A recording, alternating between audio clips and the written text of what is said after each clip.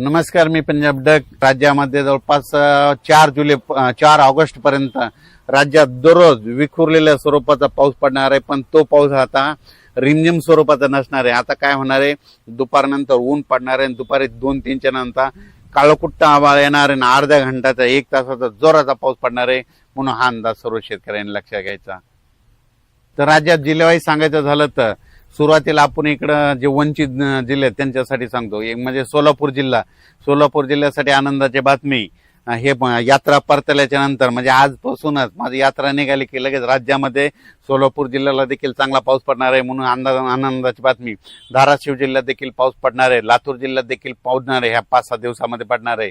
त्याच्यानंतर बीड जिल्ह्यात देखील पडणार आहे, अहिल्यानगरकडे देखील पडणार आहे, पुणे इंदापूर त्या भागात देखील असणार आहे, इकडे नांदेडकडे देखील असणार आहे, यवतमाळकडे देखील पडणार आहे, हिंगोलीकडे असणार आहे, वाशिमकडे देखील पडणार आहे, जालना जिल्हा, संभाजीनगर जिल्हा, त्याच्यानंतर जळगाव जिल्हा, बुलढाणा जिल्हा, अकोला जिल्हा, अमरावती जिल्हा, वाशिम जिल्हा, ह्या जिल्ह्यात देखील आता म्हणजे ह्या जवळपास 4 ऑगस्ट पर्यंत चांगला पाऊस पडणार आहे. म्हणून हा अंदाज लक्षात यायचा. अर्ध्या घंट्याचा पडणार पण जोराचा पाऊस पडणार आहे, म्हणून हा अंदाज लक्षात यायचा. सांगली जिल्ह्यात देखील चांगला सरी येणार आहे, म्हणून हा अंदाज लक्षात यायचा. त्याच्यानंतर सगळ्यात महत्वाचं सांगायचं झालं तर पुन्हा एक बंगालच्या खाडीमध्ये एक चक्रीवादळ तयार होत आहे आणि त्याचं रूपांतर होत असल्यामुळे ते काय होणार आहे, परत ते महाराष्ट्राच्या दिशेकडे येणार. मग ते पाऊस काय होणार आहे, अति मुसळधार पाऊस पडणार आहे. चंद्रपूर, नागपूर, वर्धा, भंडारा, यवतमाळ, अमरावती, त्याच्यानंतर नागपूर इकडं, त्याच्यानंतर इकडं जळगावकडे जाईन, पुन्हा इंदोर, भुवनेश्वर, इंदोरकडे जाणार आहे, बुरामपूर तसं जात पुन्हा इकडे नाशिककडे जाणार आहे, पुन्हा नंदुरबारला मुसळधार पाऊस पडणार आहे. असं करत करत ते पाऊस पुन्हा नाशिक एरियाकडे वळणार आहे, सुरतकडे जाणार आहे, गुजरातकडे पडणार आहे. त्याच्यामुळे काय होणार आहे, परत नाशिककडे पाऊस पडणार आहे. त्याच्यामुळे परत पुन्हा एकदा नद्याला पाणी वाढणार आहे. जे धरण क्षेत्राचा कॅचमेंट एरिया त्यामध्ये पाऊस येणार आहे, म्हणून त्यासाठी आनंदाची बातमी. म्हणजे सांगायचं झालं तर आणखीन जवळपास 4 ऑगस्ट पर्यंत राज्यात बऱ्याच भागामध्ये पाऊस पडणार आहे, म्हणून हे अंदाज सर्व शेतकऱ्यांना लक्षात घ्यायचा. अर्ध्या तासाचा पडणार आहे पण जोरदार पडणार आहे, म्हणून हे अंदाज सविस्तर लक्षात घ्यायचा. तर माझा परभणी जिल्हा म्हणून परभणी जिल्ह्यात देखील आज दुपारनंतर, आज 25 तारखेला देखील दुपारनंतर चांगला वेगवेगळ्या भागात जोराचा पाऊस पडणार आहे, म्हणून परभणीकरांसाठी आनंदाची बातमी. त्याच्यानंतर इकडं नाशिक जिल्ह्यामध्ये त्र्यंबकेश्वर, नंदुरबार जिल्हा, धुळे जिल्हा त्या पट्ट्यामध्ये देखील आता जवळपास 4 ऑगस्ट पर्यंत पावसाचा दौर असणार आहे, म्हणून अंदाज लक्षात यायचा. मुंबईकडे चालूच राहणार आहे, त्याच्यानंतर इकडे इगतपुरीकडे चालू राहणार आहे, इकडे पुणे, कोपरगाव, शिर्डी ह्या परिसरात देखील पाऊस असणार आहे. त्याच्यानंतर उजर, अकोले, संगमनेर तिकडे पाऊस पडणार आहे, पुण्याकडे पडणार आहे, म्हणून. आणि त्याच्यानंतर घाटमाथा, कोकणपट्टी हे देखील पाऊस पडणार आहे, म्हणून हा अंदाज सर्व शेतकऱ्यांनी लक्ष घ्यायचा. तेलंगणात आणि कर्नाटक तिकडल्या भागात देखील त्या राज्यात देखील पाऊस पडणार आहे, पण त्याच्यात सगळ्यात जास्त पाऊस इकडे आपल्या महाराष्ट्राच्या पलीकडे गुजरात आहे. गुजरातमध्ये सुरत, अहमदाबाद, बडोदा त्या तिकडं मात्र अतिवृष्टी होणार आहे, म्हणून त्यांनी अंदाज लक्षायचा. मध्य प्रदेशकडे अतिवृष्टी होणार आहे, म्हणून त्याच्यामुळं महाराष्ट्रात पाऊस पडणार आहे, म्हणून हा अंदाज शेतकऱ्यांनी लक्षात घ्यायचा. सगळ्यात महत्वाचं म्हणजे जायकवाडी धरण, नाथसागर म्हणजे 5-6 जिल्ह्याचं ताण भागवणारं धरण भरणार आहे की नाही याचा सविस्तर खुलासा सांगणार आहे.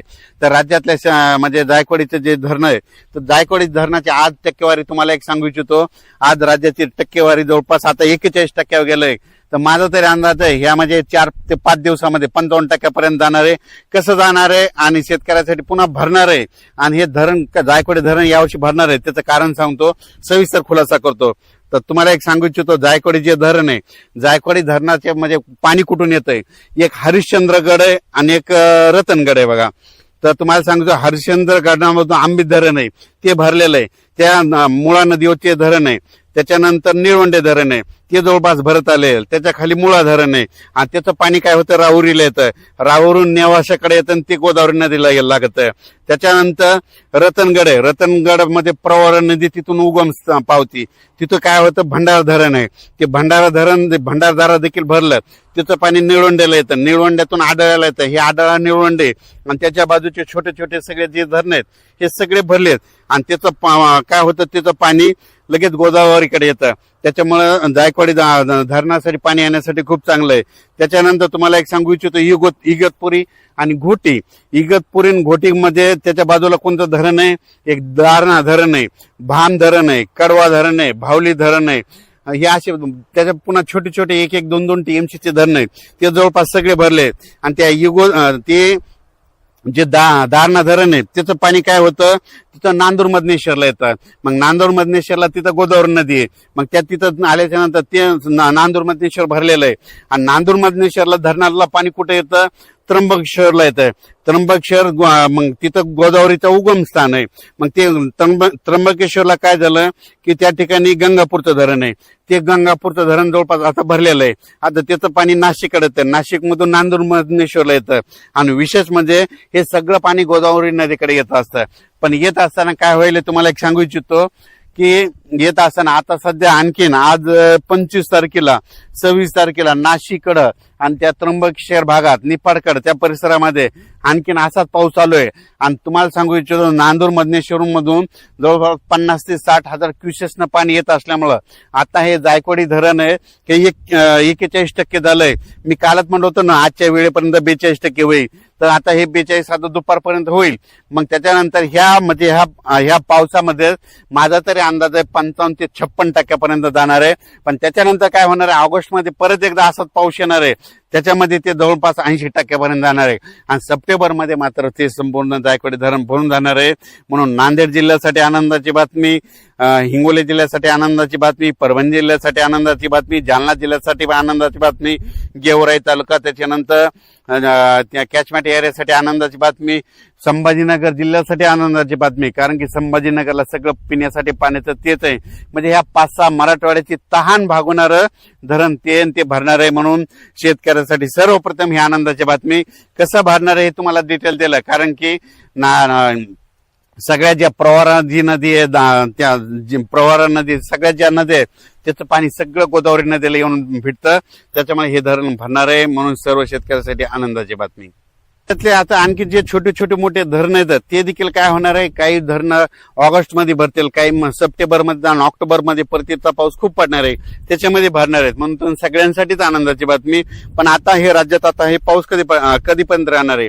आज हे 25 जुलै पासून ते 4 ऑगस्ट पर्यंत आज देखील काय होणार, असंच ऊन कडक पडणार आहे. आणि ऊन कडक पडल्याच्या नंतर काय होणार आहे, दुपारी 2:30-3च्या नंतर काळा कुट्टा आभाळ येणार आहे. आणि अर्ध्या घंट्याचा 22 मिनिटाचा 15 मिनिटाचा जोराचा पाऊस पडणार आहे. आणि सगळ्या शेतकऱ्यांसाठी आनंदाचा पाऊस असणार आहे. म्हणून हे लक्षात घ्यायचं. त्याच्यानंतर सोलापूर जिल्हा वंचित आहे तिकडे देखील ह्या मध्ये 4 ऑगस्ट पर्यंत चांगला पाऊस पडणार आहे आणि त्यांना देखील देवदान ठरणार आहे. धाराशिव जिल्ह्यात, लातूर जिल्ह्यात, बीड जिल्ह्यात, कडाष्टी या भागात देखील पाऊस पडणार आहे. त्याच्यानंतर इकडे वसमत तालुक्यामध्ये बऱ्याच भागामध्ये थोडाफार पाऊस कमी आहे तिकडे देखील पडणार आहे. पालम एरिया देखील पडणार आहे.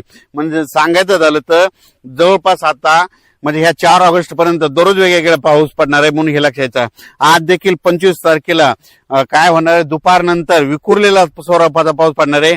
आता रिमझिम वगैरे पडणार नाही पण जोराचा पाऊस पडणार आहे. म्हणून हे अंदाज लक्षात. धन्यवाद.